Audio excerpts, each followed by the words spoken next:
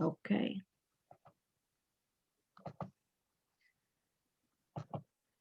Do you see my screen in this moment? Mm-hmm. Yep. Thank you very much. So, good morning to all. My name is Tiziana O'Hara. I should introduce myself, and I work for an organization called the Co-operative Alternatives. We are based in Belfast in Northern Ireland, and we are a cooperative development body for different type of cooperatives, not only housing cooperative. We are a group of eclectic practitioners, I call ourselves, and with skill, knowledge, and in particular passion for cooperatives. So welcome to this webinar. Please note that this is a recorded session because we like to use the recording as well for people that maybe didn't have the chance to join us today. We named this series the Discovery Co-op series. And as you can see, we have a variety of events. But the Discovery Co-op series will run through 2021. It's supported by the Belfast City Council. And it's a series of brief encounters with members, sometimes founder members, of both emerging and well-established cooperatives. There are lunch hour breaks, so full of information, we hope. And these webinars are spaces in which we can share learning and skills so that everyone is a little better equipped to run or to set up their own cooperative in Northern Ireland every time we encounter each other. So we learn through all that, hopefully. So the next potential kind of events are there on the screen. If you're interested, please let us know. But here is today. Today we are talking with the Longlife Housing Cooperative, in particular with Niall Mulholland. Niall grew up in Port Glenone, if I can say that, Niall, in County Antrim, and lived in Belfast most of his life when then he moved to London. I virtually met Niall at the end of 2020, last year practically. It's not true. And then Niall said, look, I'm from Northern Ireland, and if I can help, and I said, of course you can help, come and join one of our webinars. At least you will meet some of the Northern Irish people now involved in housing cooperative.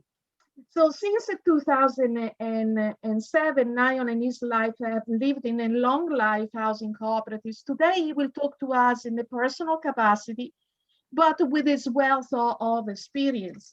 He's on the management committee, of course, and he's also the chair, it's my understanding. And he also sits on the London Federation of Housing Cooperatives. So very interesting structures that we wanted to learn all about it. So this is the agenda for today. So we done the welcome. I needed to also again to emphasize that these webinars are supported by the Belfast City Council, and also they are connected and sponsored in spirit, not financially, by the Hive, that is a cooperative development program across the UK, and we are delivering that program.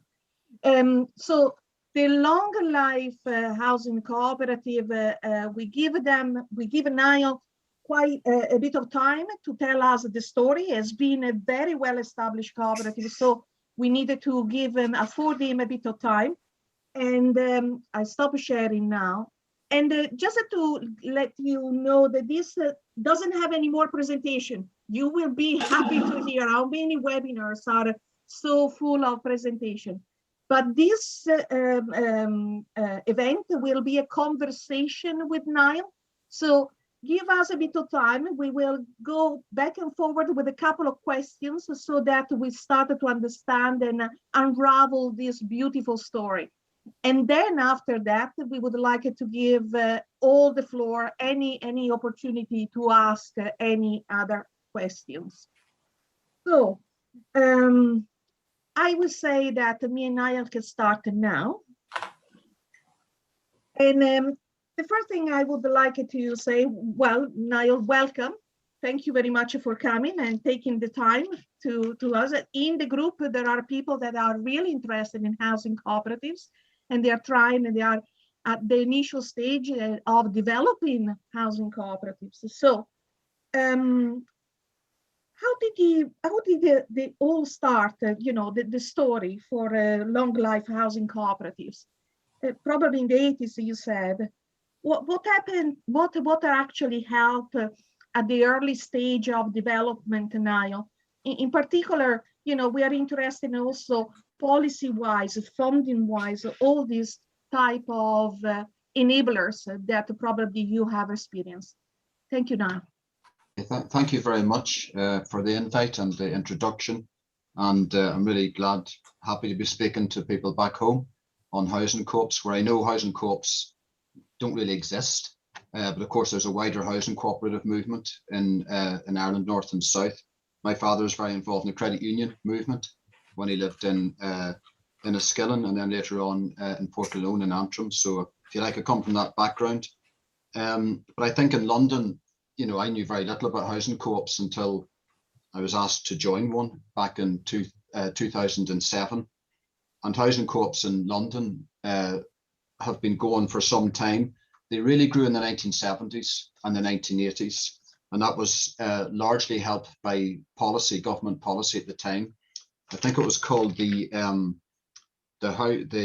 was a Labour government in 1975 that enabled co-ops to benefit from loans and grants in the Housing Act of which is established in 1974. So really, from that period, 75 to around 79, the Cooperative Housing Agency, which is really an arm, I understand, of the Housing Corporation, give over 10% of its funds towards development funds for housing co-ops. So this was a huge advantage at the time. And really, it's in that period that we saw a lot of housing co-ops develop in London. I mean, very often they were done by people who began as squatters, and they were in areas of London that, today are very sought after to live in, parts of Southwark or Islington and so on, which were in a bad state at the time. And many of the properties were lying empty. And, councils were quite happy for people to take over the properties and do them up and to create housing co-ops because it was done cheaply for the council's point of view, but they were able to improve housing. And Longlife is really one of those co-ops. Longlife came into life in 1981, but it had, as the name suggests, it had existed previous to that as a short life co-op, housing co-op, and most co-ops began as short life. It's just really a term to mean that they weren't permanent, and agreements had to be made with the local councils in many cases. So in the case of our co-op in Longlife here over in East London in Newham, we were lent money basically by the council to pay the mortgages over time. And as the trade-off with that, we had to take in a number of people who were referred by the council into the co-op over the last number of decades. I think with some co-ops, it's up to as much as 50% of people who joined the co-op came from the council's referral list. So this worked well for a period of time, and it did develop a number of co-ops. I mean, it's always very hard, as Jane will know, it's always very hard to get exact numbers, the number of housing co-ops in Britain. And in London, I hear different figures thrown around, but certainly over 200. And sometimes that's a wider definition, but there's over 200 in London, Greater London. There were more, I'll come on to that, there were problems, a number of co-ops, and some unfortunately went to the wall over time, but there's over 200 at the present time. And our housing co-op, like most of them from that period, are fully mutual. So in other words, we've been publicly funded, and that means we've been accountable to the government, to local authorities, and to the wider community. We've got responsibilities to all those bodies, and therefore we have to have an open membership policy where anybody can apply to join. It's a bit like the council members, getting onto the council housing waiting list or the executive list there probably. You have to have certain points and so on, and then we look for people who are potentially, who are good cooperative people and can help develop the co-op over a period of time. Just to give some details, our co-op it's all in Newham and mainly in the Forest Gate area. If anybody knows it, the Forest Gate area of Newham. I'm just on the edge of Forest Gate. which is very near the old West Ham football grounds, if people may know it. So it covers quite a large area. We've got 38 properties, and within that, we've got 64 units of accommodation. And 15 of them were new builds at the time, but they're not so new now, but they were new buildings back in the 80s and 90s. And we have 23 Victorian homes or Victorian houses, which have been refurbished. So I live in one of these. My next door neighbour is in the bottom part of this big old Victorian house, and she's got the bottom flat. It's a one bed. And I'm in the next part, which is like 2 floors. An extension has been built by the co-op, and there's myself and my partner and my daughter, who's now 20, and she's become a co-op member as well, so she's also a tenant, and my son, who's presently at university, and it's a 3-bed. And, you know, to get this co-op place, we had to move from central London, so it was a bit of a wrench because we had a really good position beside the Tate Modern, as people may know it. On the South Bank, we were in a Peabody flat, and we had no chance of getting anywhere bigger. We would have been still on the waiting list, and we were given the opportunity to join the co-op here. And it's certainly not the same as central London. Newham's quite a poor area with lots of social problems and so on. But it's a nice big flat, and it was like a real, you know, it's like gold dust having that space for the kids when they were younger, and they had a bedroom each. And in London terms, I can't remember the exact figure what we pay in rent. We pay over, it's around 640 a month, I think, which is just, you know, it's a fraction of people even next door to me are paying in multiple occupancies, where half it's not very legal, and people are, you know, immigrants in particular, stuffed into houses. So we're very thankful what we've got. But as I'll come on to say probably during the discussion, it's, you know, you have to keep at it in a housing co-op. It's not like other social housing. I think when it works well, housing co-ops are, in all the surveys, come out as the most satisfactory for people, and the lowest rents, and people being involved in running their homes is a, you know, a huge advantage. But they have to be run well, and that takes quite a lot of work in different ways. So as well as the financing that you mentioned, I mean, also, you know, from the very beginning, I think a lot of the housing co-ops in the 70s and 80s had very good, energetic people who had been squatters or been very involved in the housing movement, and maybe a bit idealistic in some ways, in the sense that a lot of the early rules and policies they introduced tend to be very broad, a bit general, and that has led to problems in the future, because in the end of the day, you have to work together as a body, and sometimes some people can be very problematic, and you have to be able to deal with that in a democratic way. So issues of management and so on can come up. But generally speaking, you know, the majority of the co-ops have lasted in London, and are an important part of the local communities.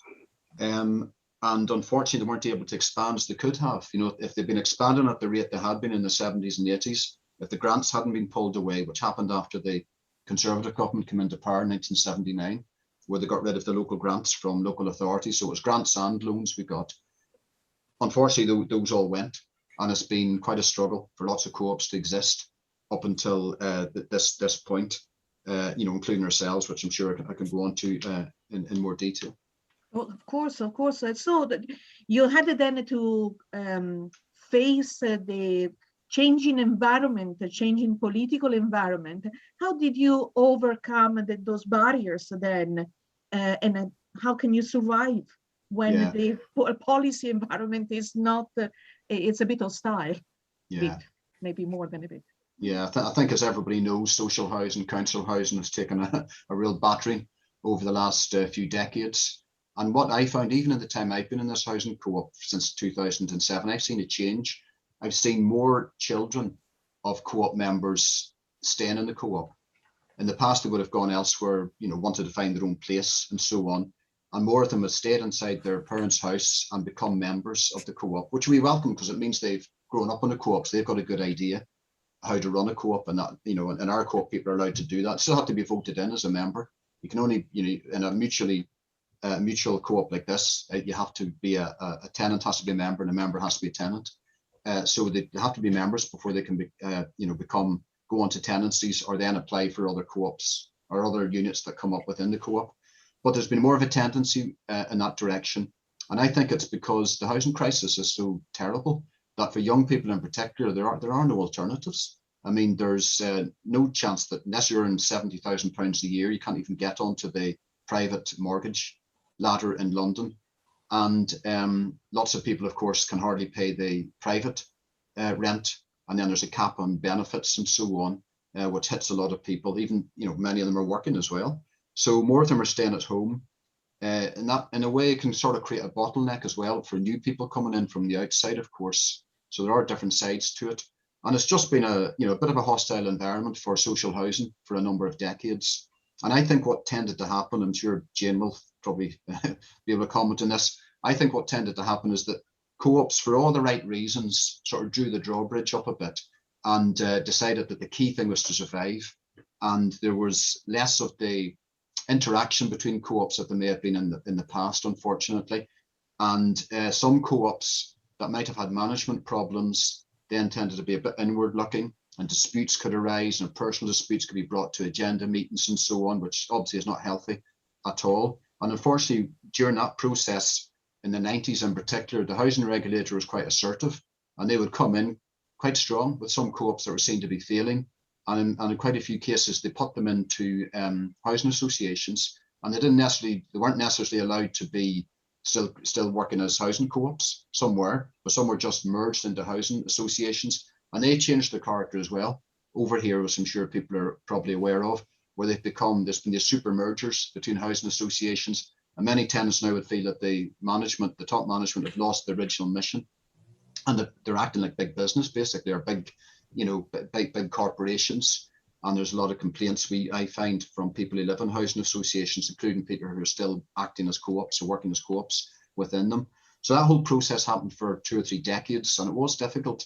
And I think the co-ops that survived, did a really good job. I mean, they've been helped enormously by bodies like the Confederation of Co-op Housing, which Jane works for. I mean, in our case, they helped enormously when we ran into problems in the late 1990s. I mean, I won't go into the gritty detail, but I joined the co-op in 2007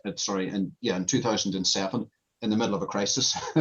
And the housing regulator at that time was one step away from putting us under supervision because of governance problems and management problems. And they didn't do that a lot, thanks to CCH, who with Blaise Lambert and also with Mick O'Sullivan, who's quite well known in the housing co-op movement here. He's from Wexford or Waterford originally. Helped out a lot with us, and we had to implement new policies. We had to go through all the old policies, code of conduct. There had to be a lot of training of the management committee. We had to bring a lot of new policy changes to our general meetings, and sometimes these are quite stormy affairs, but we got through it eventually. It took a few years. I think the regulator finally signed us off in about 2010. I may be wrong, but I think it was 2010. Some of the changes we made were that we now have an independent minutes taker rather than someone from the management committee themselves, because there's dispute about proper recordings of events. And for a period, we weren't even meeting in our office because it was felt we needed a neutral place to meet. We're back in the office, been there for a few years now. And, it's a work in progress. We saved ourselves along with a lot of help from CCH. And, we kept the co-op on the road. And actually in 2023, we'll have paid off all our mortgages. So we'll be fully owning our own properties. So we got that far, but it's not been without problems. But I think it's all, you can't take it out of the context of the general situation facing social housing, and particularly the huge pressures that were under housing co-ops. And then the other big issue that came up in recent years was the Housing Act of 2016, introduced by the government, which for a lot of housing co-ops was seen as a real threat. It wasn't clear at the start whether we were being lumped in with all housing associations and the policies the government were talking about bringing in. And one of the policies was extending the right to buy. And it seemed to us that could extend to housing co-ops, which really, in my opinion, I think that would have been the end of housing co-ops. Once you allow that process to start, then people who've got the money and like their house and have got the right to buy, and you've no choice but to sell the house to them, then someone else will follow suit. And that can take away some of the most able people as well who help run co-ops, people who've been around the longest. I mean, as we always say in our housing co-op, when people join and ask, can I buy? I say no, because we collectively own the houses. We're all owners of the houses. And, in a sense, we're all tenants and we're all landlords as well. But we're not out to, exploit anybody. What we exist to make sure the rent covers the basics, which is maintenance and repairs, and then big cyclical jobs as they come up. And in most years, that means you have to raise the rents a bit, but it's nothing compared to even most social housing or certainly private housing. And there's no excess profits. All the money goes back into our housing co-ops. So anyway, that 2016 Act put a lot of pressure on the co-ops, but I think a good aspect of it was that it sort of re-energized at a grassroots level the co-ops. I mean, in London, there was a group set up, the London, what was it called? The London London Co-op Housing Group. And it brought together, I remember sitting in a meeting at one time, of over 70 housing co-ops are represented because they're all fearful of their future. And we used that body to lobby and campaign. I know CCH and the London Fed as well, all lobbied and campaigned with the government to make sure that housing co-ops are exempt from, you know, these aspects of the bill that could have really been an existential threat to the future for us. And we succeeded in that.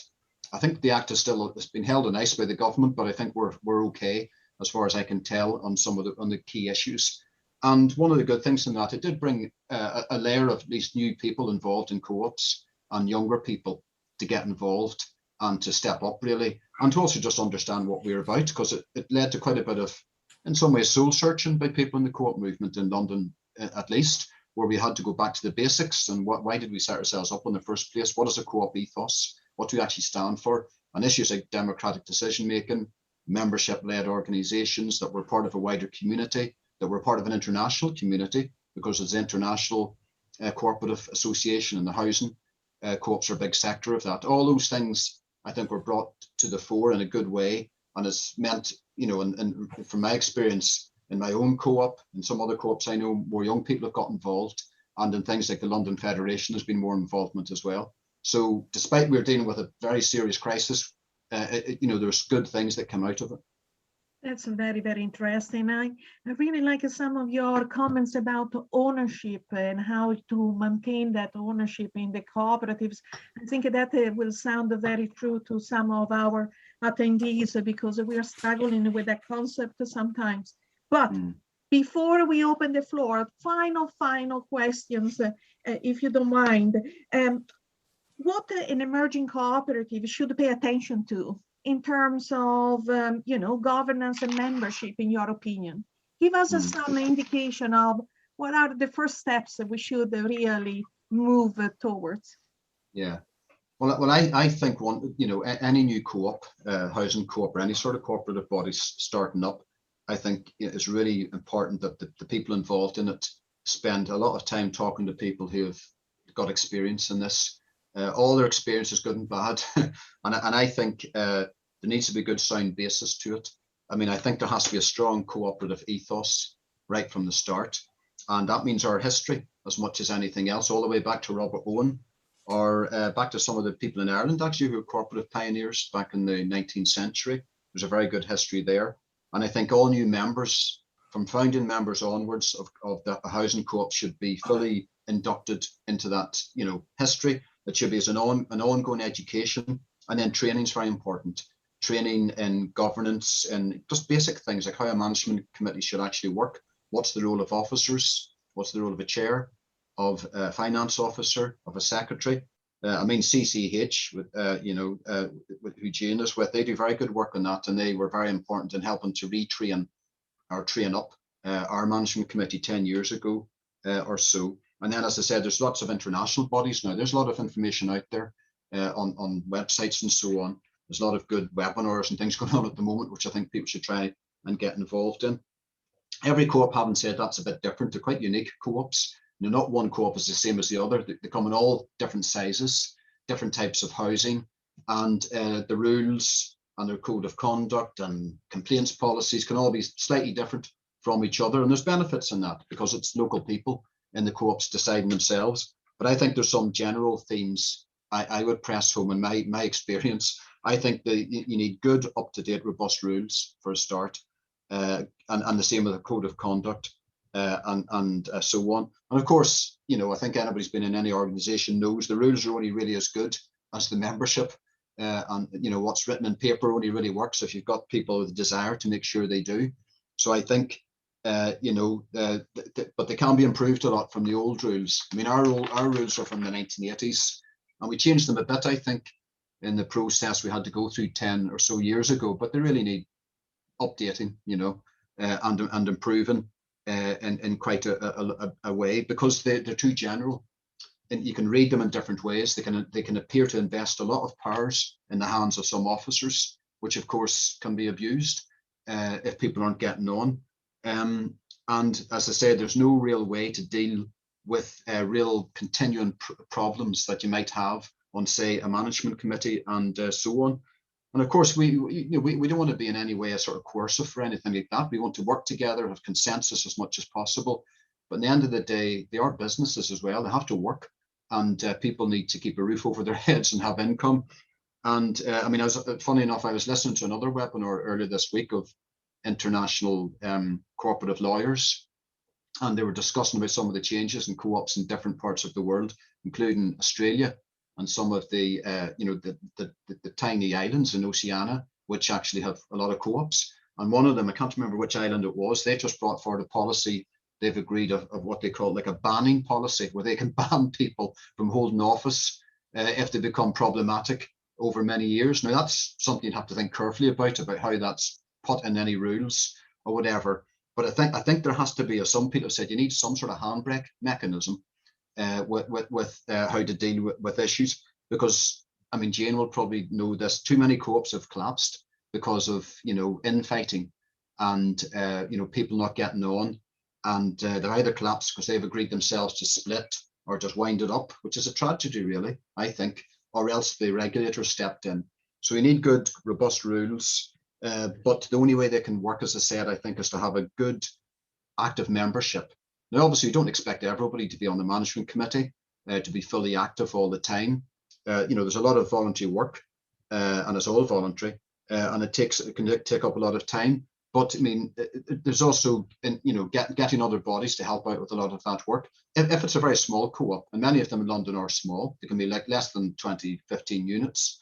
A lot of the day-to-day stuff can be done by a management committee, and they might have a part-time housing worker to help with some of the other tasks. One our size, it's too much for a management committee to do. And over the years we had individual housing workers, and even that was too much in a sense for them, especially if there was disputes going on within the management committee. And over the last 10 years, we've had managing agents.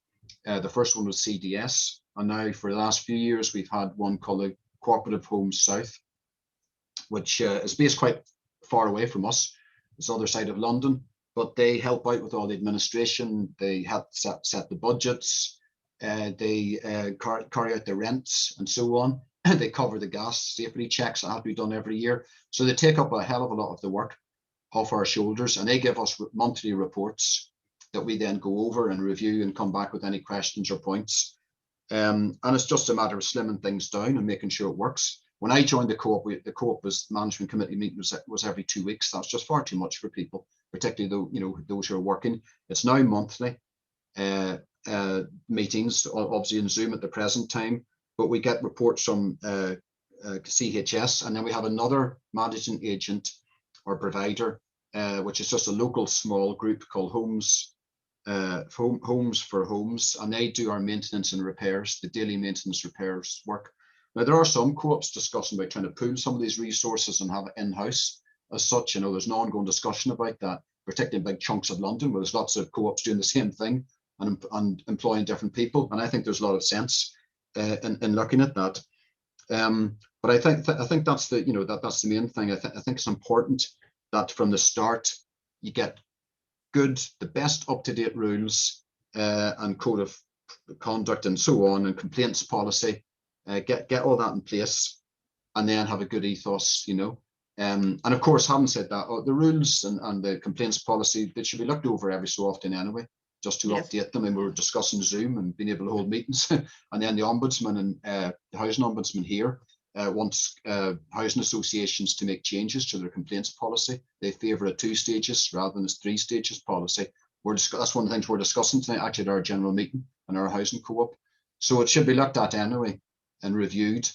But as I said, I think when they work well, they're very good housing co-ops, and people get a lot from them. And I think social activities is important as well. We haven't had enough of them in our housing co-op, unfortunately, over the years.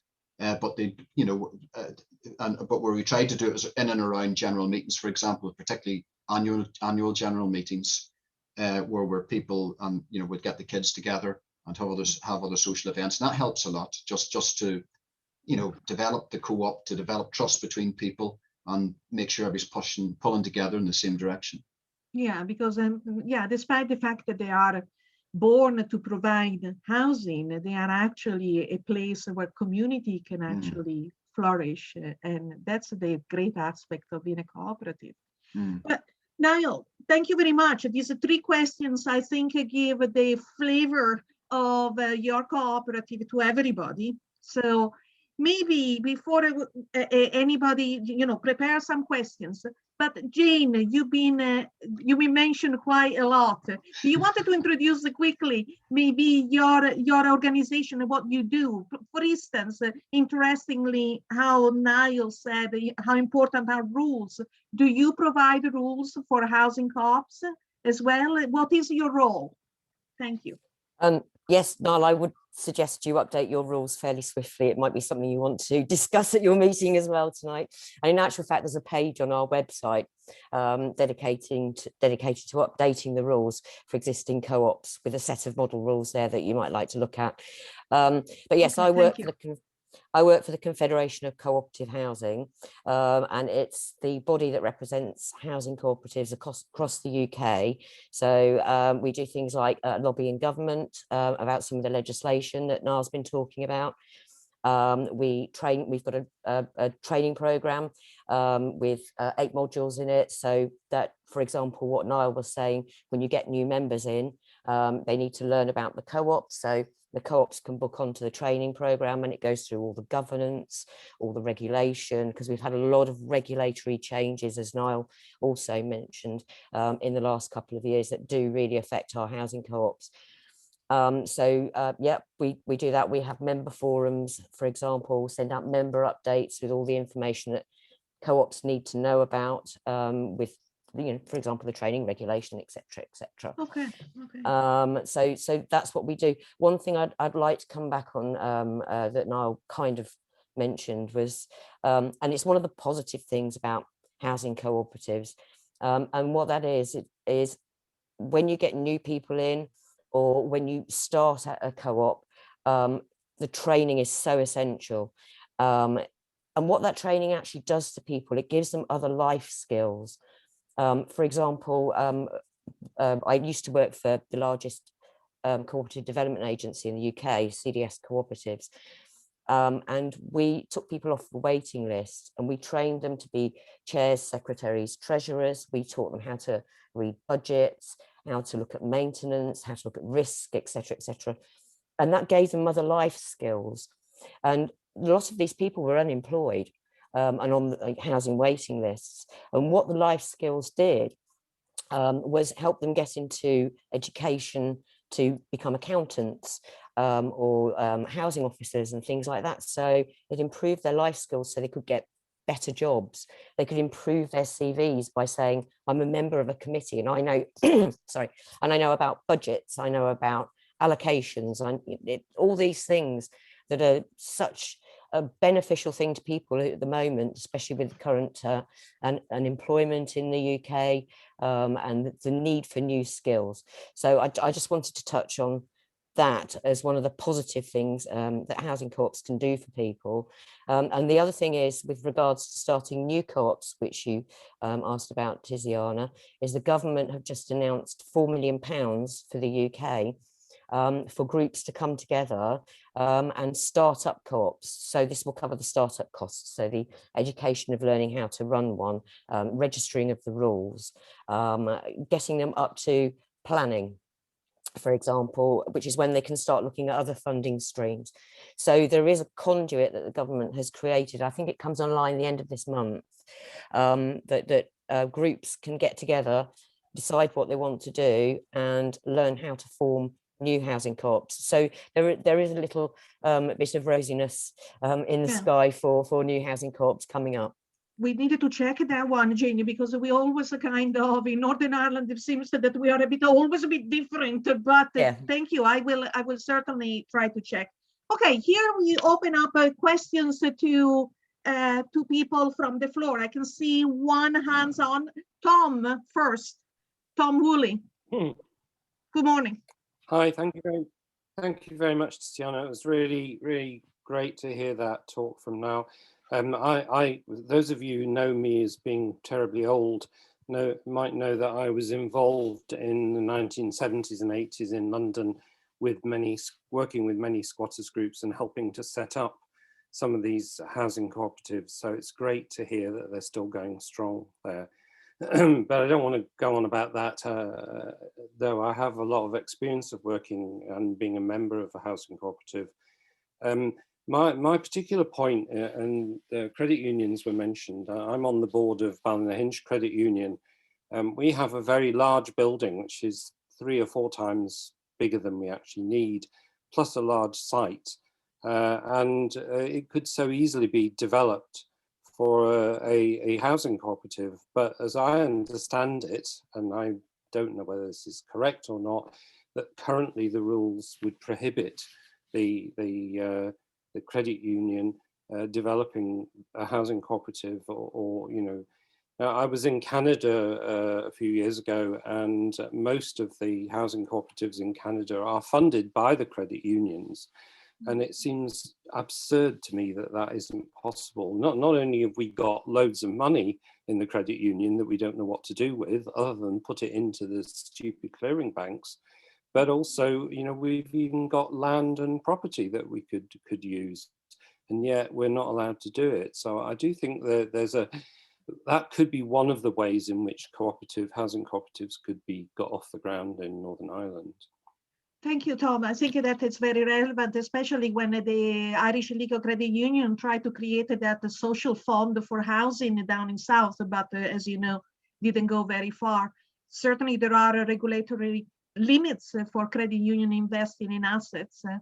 But just to make it relevant to our own speakers, the question maybe could be, how difficult was it to find, land and buildings? Okay, you came out from a squatting kind of movement, so there was a lot of derelict building around where you were. But then after that, how that became a part of your asset? What were the mechanisms to transfer the assets to the cooperative? Was it difficult? What were the challenges? Yeah, I mean, it's a bit before my time, because I joined in 2007. But I mean, my understanding of it is that it was, the buildings are in dilapidated state in most cases, and squatters or just people campaigners approached councils at a certain stage, and they came to an agreement that the councils would give them grants. I think it was called the Housing Authority Grant, which unfortunately was scrapped in after 1979.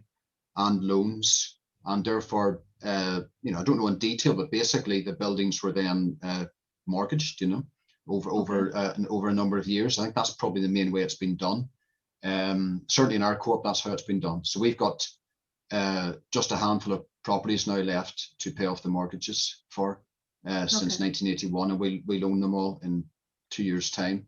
There's a lot of discussion in our co-op about what we should do once we own them. I mean, some people think that's it, you don't have to pay rent anymore, but obviously you do, because you still have to cover maintenance and repairs. There's also discussion amongst a lot of co-ops at the moment that have reached this situation, because it's tending to happen now more and more, because a lot of them are set up around the same time, where more and more co-ops are owning their assets. And certainly in the London Federation of Housing Co-ops, we're encouraging co-ops to look at helping out others start up by lending money. There's different ways it can be done, but basically they're sitting on a hell of a lot of capital in London, where, just imagine the developers would love to get their hands on these properties. A lot of the housing co-ops in London are inner city, most of them are. So they're in areas which are now desirable, which weren't for a long time, where land values are very high. And of course that stops a lot of people getting homes, and it stops a lot of co-ops building homes. But what we can do is look at giving startup money or long-term loans to co-ops to start up themselves. And I think there's one in Brighton, I think, is it? Jane might know, the Bunker, is it? in Brighton, which has been the beneficiary of a number of co-ops giving money to that. It can be a bit difficult because you can understand it. A lot of people in the housing co-ops are a bit conservative about doing things like this because they think, oh, that could put us in jeopardy in the future. We just spent decades paying all this off. Why should we take out more loans or start giving loans to other people if it's never paid back? But it's not reckless at all. It can be done in a very sensible way, and it benefits the housing co-op movement overall, which is the most important thing, because we want more housing co-ops. We want more of an alliance of housing co-ops, and we want to develop it. And actually, in some recent polls and surveys, people don't know much about housing co-ops, but they like the idea. There's a lot of popularity for the idea of housing co-ops, particularly amongst young people, because it would solve their housing problems. And I think a lot of people who are, who've got some drive, they would like the idea of getting together and trying to set up a housing co-op and so on. I mean, hopefully the money that's been given that Jane mentioned, I mean, it's not huge sums, but it's enough hopefully to get something started off the ground in some areas. I mean, hope it does apply to yourselves, but I know probably not, but I know people in Walthamstow, for example, who are desperate to set up a housing co-op, but it's so hard to do at the moment. And then the GLA, the Greater London Assembly, has got some initiatives and so on. There's been bits and pieces rolled out over the last number of years. None of them like a big bang change. Still difficult, still hard to see it. There's community land trusts and so on. But again, it's not the same as we, as we understand co-ops that we're in, of the 70s and 80s generation type of co-ops, which I think are still the best. I mean, if people want to look at other avenues and they may not have much choice, that's understandable. But I think the fully mutual housing co-ops are the best model. Yeah. Well, the issue of land ownership and find the startup kind of money is an issue that probably some of the people here from the co-housing connection have experienced. Do you want to comment on some of your challenges and share your challenges with Niall? Maybe? No?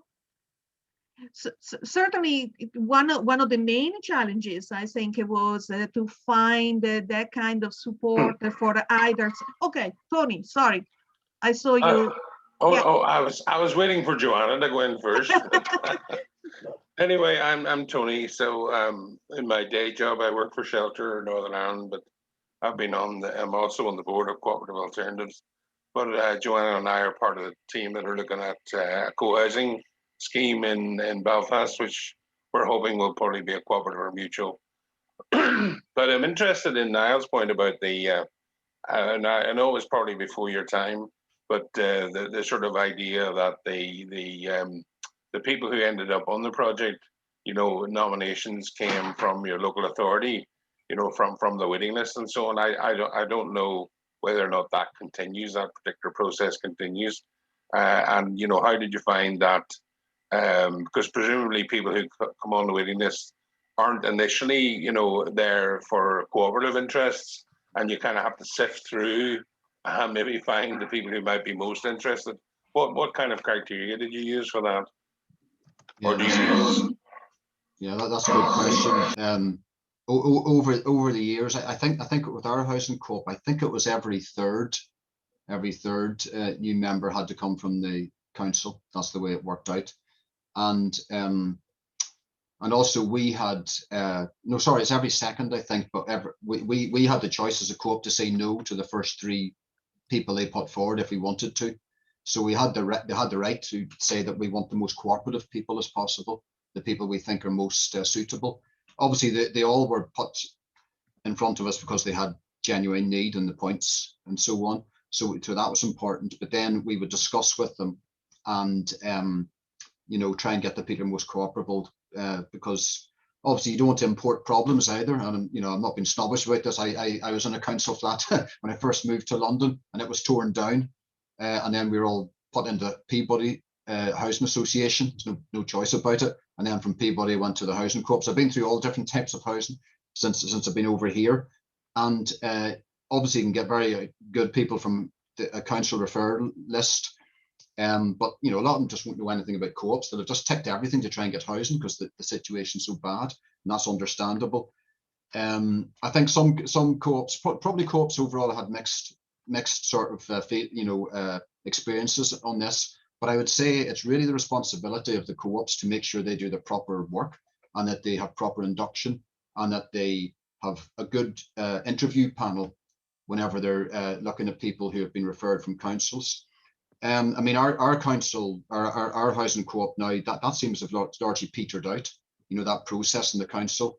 And, you know, at the moment there's very few places anyway, there's not much movement in housing co-ops, as you can imagine, in London, because people tend to stay in them now forever, if they can, because the housing situations just leave so few other options. But certainly in the 70s, 80s and 90s, yeah, I mean, a lot of people would have come from councils, and the vast majority fine, you know, and a lot of them do get stuck in and help run the housing co-ops. But if you don't do the process properly, it can lead to quite big problems. Yeah, just a wee addendum to that is you mentioned already you've got an open you know, opportunity for anybody to come along, but are there any criteria that you've got to set out there for anybody coming along to apply to become a member? Yeah, I mean, anybody in the local community can apply. Most housing co-ops will only take people within their borough, or maybe their borough and neighbouring boroughs. Ours is just within Newham because it's got such a hell of a housing crisis here, you know, as there is. And people can apply to be going on the waiting list. But we have quite a detailed procedure now, and we work closely with Co-op Homes, our managing agent, to make sure it's all above board.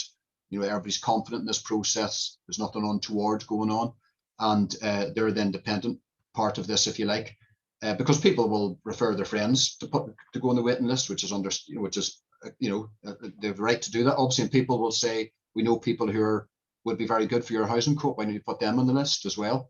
And there's nothing wrong with that, but you do need some sort of independent judgment. So Co-op Homes, our managing agent, would sort of sift through the names, would interview these people, if necessary, visit them in their homes to make sure that people are, you know, it tallies what they're saying about their housing conditions, because people have to get their points. You know, there has to be quite poor conditions, put it that way, or they're in a precarious position where they could be evicted at any moment. And we have to make sure what they're applying for is actually applicable. So if someone wants a 3-bed, but they've only got one child, well, they're not going to get a 3-bed, you know. So there's all that sort of criteria. And then we have a waiting list then. If people are accepted, they're put in the waiting list. They can be on there for years, may not be much movement. And if they're applicable for a 3-bed, but a 3-bed hardly ever comes up, so they might just be on it for years. Ones that come up more often in housing co-ops are single beds. And we get more people for them. And then we've got a subcommittee, an allocations committee, goes through it in detail. They'll come to our management committee and give proposals about who they think should, you know, who's on the final waiting list, which is usually cut down to 2 or 3 people for a void that comes up. And then finally, the management committee takes a decision on that. But it still has to go to a general meeting. Ultimately, the general meeting has to agree that they are members and tenants. So it's quite a long process. But like I say, there can be long periods of time nothing happens because there's just no real movement. People aren't leaving the co-op, you know. So we had a lot of discussion about this. I know housing co-ops overall have, and you've got to make sure all the members of the co-op are happy with it, that it's all transparent, that it's all fair, that no one's, you know, pulling strings or anything. And I think the best way to ensure that is to have an outside body, you know, that's people have got confidence in to be part of the process. With us, it's easy because we've already got a managing agent. If a co-op hasn't got that, I think it's worth getting outside people involved in it if there's any sense within the co-op itself that it's not always fairly done, because that's very important. That can cause a lot of aggravation and tension. So people think there's people living there who shouldn't be there, you know, and their friends should have got in, they were more needy, they would have done more for the co-op, and so on. Thank you, Niall. Thanks, Niall. That was very helpful. Sorry. Thanks. Yeah. Thank you, Niall. In other practical questions, maybe. So all your tenants, all of the members of the cooperative are tenants of your cooperative, and of course they needed to pay monthly rent. Who is collecting that rent? And in that rent, does the rent include also maintenance cost? What is the proportion? Yeah, with our rent, it's all done electronically, and it's just done through the banks, and it's all taken care of now by our managing agents. So we don't have to deal with the rent at all in any sense, apart from get the reports every month from our managing agents and go through the rents. Usually the main thing we have to look at is rent arrears and any worries about it. Rent arrears have definitely gone up this year because of COVID and lockdown, and people losing their jobs. I mean, our rents are low compared to other social housing, so it's not really a problem of the amount itself. People can cover that. It's really a problem of universal credit, and it takes so long to get onto it, and there's loads of glitches and problems. So people's rent arrears then build up. Because we are a housing co-ops, we've got a very lenient approach towards this. We don't want to be evicting people, you know, or anything like that. And we understand if people genuinely have rent arrears because of these temporary problems. And there's very few other long-term problems, I find, you know, of people just not paying their rent, whatever. You know, subletting can be a problem in housing co-ops, particularly as people give a lot of trust to people within them. And, you know, we have to try and deal with that. We've got responsibility to deal with it. And we have to try and deal with it as well where we think it comes up. And then the money, the rents cover everything really. The rents cover the maintenance and repairs and the day-to-day work. And then what we call the cyclical works, which for example means that every house every number of years, I think it's 5 years in ours, gets a outside makeover. So our house is due at probably in a year or two's time, and it'll be repainted, you know, gutter cleaned, and so on. It's always very good. We looked like the nicest house in the street for a couple of years afterwards. And of course, we also have to have quite a lot of reserves because big jobs can suddenly come up that we didn't expect, and big costs. After the Grenfell tragedy, we had to do a lot of work on fire safety and alarms and so on, and that cost a lot of money. We're not tower blocks at all, but it just had to be done everywhere. And then things like service charges, which you mentioned. I mean, we don't have service charges in our co-op. I mean, some do, but we don't. And there's not much, you know, normally has to do with bigger buildings with lots of common areas. For us, we like in our house here, there's just one sort of porchway in the front, common area, and there's a light bulb on all the time. That just comes out. It's so little, it just comes out of the overall cost of rent. But I know in some co-ops, which are, you know, maybe in blocks of flats, it's a more complicated issue, and it can be contentious if, you know, housing associations have been accused of whacking up the service charges in many cases. So obviously we don't want to get in that situation, but ultimately, of course, everything that the management committee thinks needs to be done is brought to the members. The members discuss it and the members vote on it or throw it out if they want. But you know, and obviously everybody love to pay no rent, but if people are sensible, they know something has to be paid to cover the costs, and there's never a problem doing that, you know. Any other questions?